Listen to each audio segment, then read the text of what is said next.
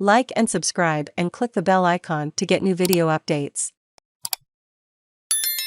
Singapore executes intellectually disabled man for drug trafficking after rejecting appeal. A man with intellectual disabilities has been executed in Singapore, his family's lawyer says, after a long campaign for clemency failed, putting the city-state's zero-tolerance drug laws back under scrutiny.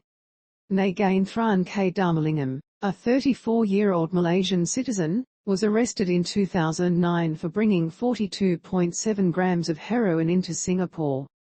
He was convicted and sentenced to death in 2010. Dharmalingam's brother was told by a prison official that the execution had been completed on Wednesday, his family's lawyer, Surendran, told CNN.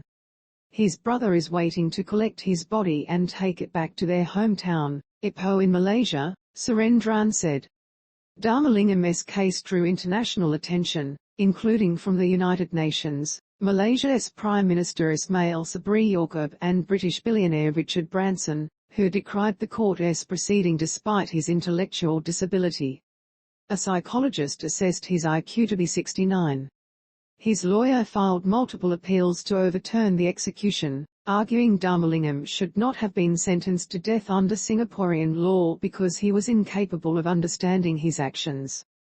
But a Singapore court rejected a final appeal from Dharmalingam's lawyer last month, saying there was no admissible evidence showing any decline in the appellant's mental condition after the commission of the offence. On Tuesday, a Singapore court turned down a legal challenge by Dharmalingam's mother, clearing the way for the execution, according to Reuters. At the end of the hearing, Dharmalingam and his family wept as they grasped each other's hands through a gap in a glass screen, Reuters reported, adding that Dharmalingam's cries of "Ma" could be heard in the courtroom. Anti-death penalty group Reprieve said Dharmalingam's name will go down in history as the victim of a tragic miscarriage of justice. Hanging an intellectually disabled, mentally unwell man because he was coerced into carrying less than 3 tablespoons of diamorphine is unjustifiable and a flagrant violation of international laws that Singapore has chosen to sign up to, Reprieve director Maya Foa said in a statement. Nagaenthran's last days were spent, like much of the last decade, in the torturous isolation of solitary confinement.